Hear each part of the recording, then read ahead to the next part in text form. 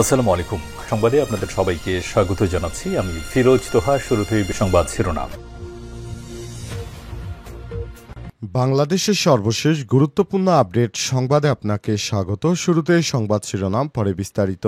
প্রথমেই জানাবো, শেখ মুজিবুর রহমানের মৃত্যুবার্ষিকী পালন আটক 6। শেখ মুজিবুর রহমানের মৃত্যুবার্ষিকী পালন ও আওয়ামী লীগের স্লোগান দিয়ে ভিডিও ধারণ করে ফেসবুকে প্রচার করায় নিষিদ্ধ ছাত্রলীগের 2 কর্মীকে আটক করেছে পুলিশ। একই অভিযোগে সদর উপজেলার ছাত্রলীগের 4 কর্মীকেও আটক করা হয়।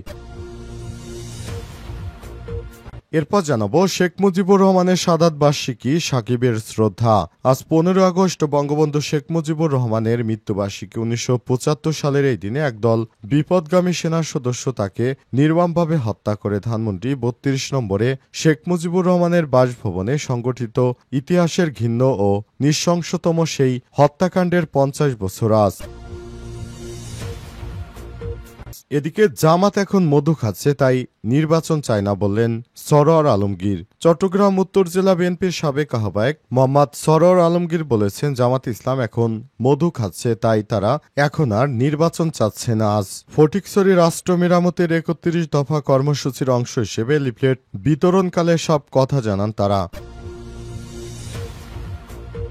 এদিকে পাবনায় প্রবাসীর স্ত্রীকে নিয়ে পালালেন পুলিশের এএসআই। পাবনার চাটমোহর উপজেলা প্রবাসীর স্ত্রীকে নিয়ে পালিয়ে যাওয়ার অভিযোগ উঠেছে শাকিল আহমেদ নামে এক পুলিশের এএসআইয়ের বিরুদ্ধে। আজ এই ঘটনা ঘটল জানাজানি হয়েছে বিকালে। এই ঘটনায় এলাকায় তোলপাড় শুরু হয়েছে। শাকিল আহমেদ চাটমোহর থানার এএসআই এবং সিরাজগঞ্জের শাহজাদপুর উপজেলার বাসিন্দা এবং 3 সন্তানের জনক। জানা গেছে, চাটমোহরের গোনাইগাছা ইউনিয়নের রামচন্দ্রপুর গ্রামের সৌদি প্রবাসী শহীদুল ইসলামের স্ত্রী মাসুরা খাতুন কয়েক মাস আগে থানায় একটি কাজে আসেন। এরপর থেকেই চাটমোহর থানায় কর্মরত পুলিশের এএসআই শাকিল আহমেদের সঙ্গে তার পরিচয় হয়। দুজনের মধ্যে গভীর প্রেমের সম্পর্ক গড়ে ওঠে।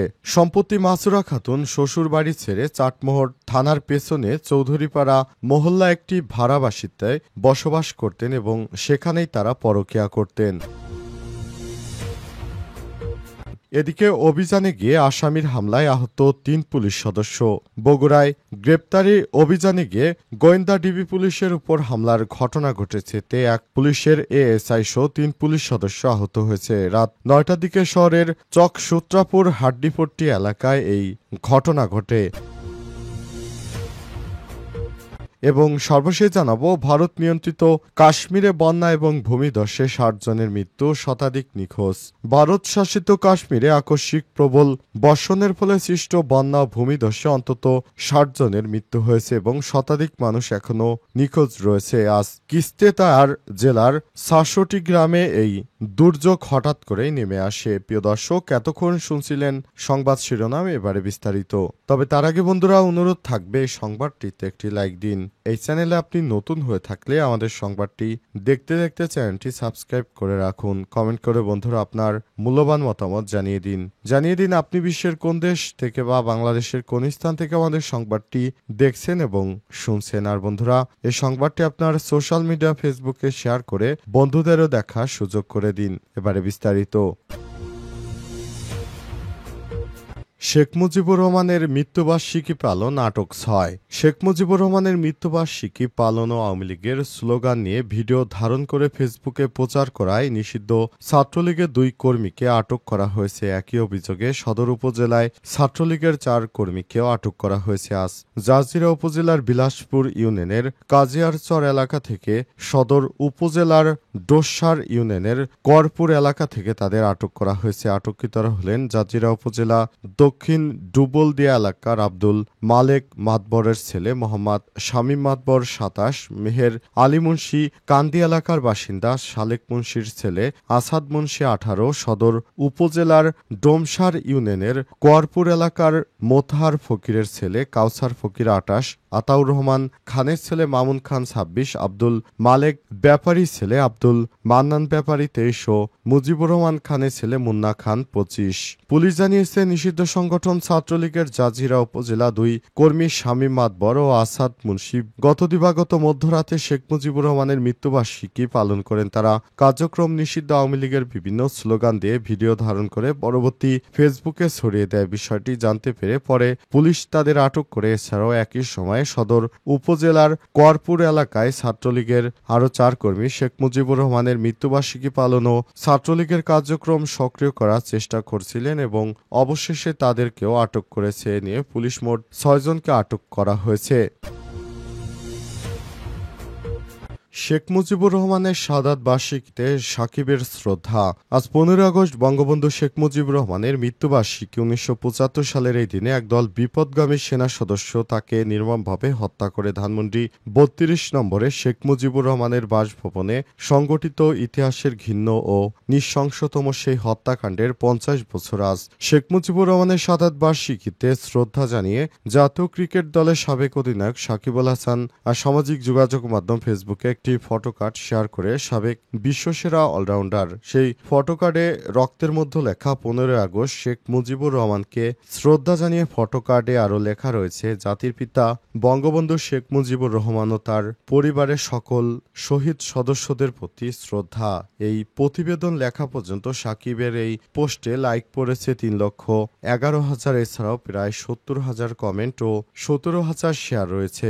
1975 সালের 15 আগস্ট রাতে বঙ্গবন্ধু শেখ মুজিবুর রহমানকে ছাড়াও তার সহধর্মিণী বেগম ফজিলতুন্নেসা মুজিব, 3 ছেলে শেখ কামাল, শেখ জামাল ও শিশুপুত্র শেখ রাসেল, পুত্রবধূ সুলতানা কামাল ও রোজি জামাল, শেখ মুজিবুর রহমানের একমাত্র ভাই শেখ হাবি, শেখ আবু নাসের। বঙ্গবন্ধুর ফোন পেয়ে তার জীবন বাঁচাতে ছুটে আসা কর্নেল জামিল, এসবির কর্মকর্তা সিদ্দিকুর রহমান ও সেনা সদস্য সৈয়দ মাহবুবুল হককে হত্যা করা হয়। ওই সময় শেখ মুজিবুর রহমানের 2 মেয়ে শেখ হাসিনা ও শেখ রেহানা বেলজিয়ামের ব্রাসেলসে অবস্থান করায় তারা বেঁচে গেছে। 15 আগস্টে সেই রাতে সেনা সদস্যদের আরেকটি দল শেখ মুজিবুর রহমানের ভাগ্নে যুবলীগের নেতা শেখ ফজলুল হক মনিরের বাসায় হামলা চালিয়ে তাকে এবং তার অন্তঃসত্ত্বা স্ত্রী আরজুমণিকে হত্যা করে। এছাড়াও বঙ্গবন্ধুর ভগ্নিপতি আব্দুর রব সেরনিয়াবাতের বাসায়ও হামলা করে তাকে এবং তার কন্যা বেবি, পুত্র আরিফ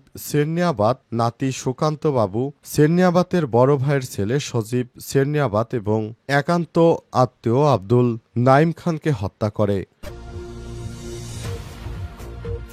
জামাত এখন মধু খাচ্ছে, তাই নির্বাচন চায় না, বললেন সরওয়ার আলম। চট্টগ্রাম উত্তর জেলা বিএনপির সাবেক যুগ্ম আহ্বায়ক মোহাম্মদ সরওয়ার আলমগীর হোসেন বলেছেন, জামাত ইসলাম এখন মধু খাচ্ছে, তাই তারা নির্বাচন চায় না, অর্থাৎ জামাত ইসলামের আর নির্বাচনের প্রয়োজন নেই। তিনি আরো বলেছেন, জামাত ইসলাম মনে করেছে তারা যেভাবে দেশ পরিচালিত হচ্ছে ভবিষ্যতেও ঠিক একইভাবেই রাষ্ট্র পরিচালিত হবে এবং তারা সারা জীবন ধরে এভাবে সরকারের কাছ থেকে সুযোগ সুবিধা নিতে থাকবে এবং এভাবে তারা সামনের দিকে এগিয়ে যেতে পারবে। কিন্তু তিনি বলেন, না, এটা কখনোই সম্ভব নয়। সেটা হচ্ছে কখনোই এই ধরনের কোনো কর্মকাণ্ড অতীতে হয়নি।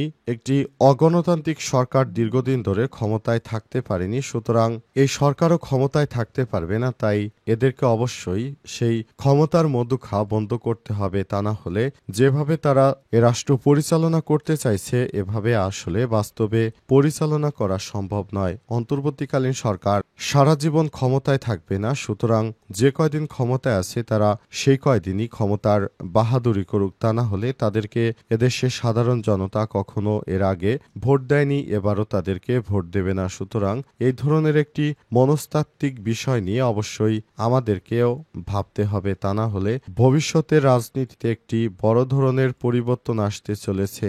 জামাত ইসলাম যেভাবে মধু খাওয়ার ধান্দা করছে, সেই মধু খেতে থাকলে তারা কখনো এদেশে নির্বাচন চাইবে না। তারা 1971 সালে যেভাবে বাংলাদেশ নিয়ে ষড়যন্ত্র করেছে, আবারও তারা একইভাবে ষড়যন্ত্র করতে শুরু করেছে। আমাদের শহীদ প্রেসিডেন্ট জিয়াউর রহমান বাংলাদেশটাকে যেভাবে এগিয়ে নিয়ে গেছেন, আমাদের নেতা তারেক রহমান লন্ডন থেকে দেশে ফিরে একইভাবে বাংলাদেশকে একটি ভালো জায়গায় নিয়ে যাবেন। সেই প্রত্যাশায় আমরা একটি নতুন নির্বাচনের মাধ্যমে সরকার গঠন করতে চাই বলেও জানান তিনি। অভিযানে গিয়ে আসামির হামলায় আহত 3 পুলিশ সদস্য। বগুড়ায় গ্রেপ্তারি অভিযানে গিয়ে জেলা গোয়েন্দা ডিবি পুলিশের উপর হামলার ঘটনা ঘটে। এক এএসআই সহ 3 পুলিশ সদস্য আহত হয়েছে। রাত 9:30টার দিকে শহরের চক সূত্রাপুর হাড্ডিপট্টি এলাকায় ঘটনা ঘটে। পুলিশ জানিয়েছে, শাহজাহানপুর থানার একটি চুরির মামলা তদন্তের জেলার চক সূত্রাপুর হাড্ডিপট্টি এলাকার রনি 30 নামের এক আসামিকে গ্রেপ্তারের জন্য অভিযান চালায় ডিবি পুলিশের একটি দল। অভিযানটি পরিচালনা পরিচালনা করেন এসআই স্বপন মিয়া। দলে ছিলেন এসআই ফজলুল হক, এসআই হাসান আলী, এসআই গোলাম কিবরিয়া এবং কয়েকজন কনস্টেবল। রনিকে আটক করার পর তিনি চিৎকার শুরু করেন এবং তখন পলাতক আসামি শাপলা খাতুন ও তার স্বামী আশিকের নেতৃত্বে ৭০ থেকে ৮০ জন লাঠি রড ও ধারালো অস্ত্র নিয়ে পুলিশের উপর হামলা চালায়। এতে পুলিশের এসআই হাসান আলী, কনস্টেবল মোদাচ্ছের হোসেন ও কনস্টেবল সজীব আহত হন। পুলিশ জানায় হামলার সময় শাপলা খাতুন বটি দিয়ে এসআই হাসানকে কোপানোর চেষ্টা করে। পরে কনস্টেবল মোদাচ্ছেরকে একইভাবে কোপাতে গেলে তিনি বাঁ হাত দিয়ে ঠেকিয়ে গুরুতর জখম হন। কনুয়ের নিচে কেটে যায়। কনস্টেবল সজীবকে লোহা রড দিয়ে আঘাত করলে তার পিঠের বাম পাশে জখম হয়ে যায়। খবর পেয়ে অতিরিক্ত পুলিশ সুপার, সদর সার্কেল, সদর থানার ওসি ও ডিবি ইনচার্জের নেতৃত্বে অতিরিক্ত পুলিশ ঘটনাস্থলে পৌঁছে স্থানীয়দের সহায়তায় রনি, শামীম ৬০, ইসরাফিল হোসেন ৪০, কবির ২৪, বেহুলা ও রুবি বেগমকে গ্রেপ্তার করে নিয়ে যায়। জেলা গোয়েন্দা পুলিশের পক্ষ থেকে জানানো হয়, আমাদের দলের ৩ সদস্য আহত হয়েছে। হামলাকারীরা পুলিশের উপরে প্রাণঘাতী হামলার চেষ্টা করছিল। স্থানীয়দের সহায়তায় কয়েকজনকে গ্রেপ্তার করে বাকিদের ধরতে অভিযান চলছে বলে জানা গেছে।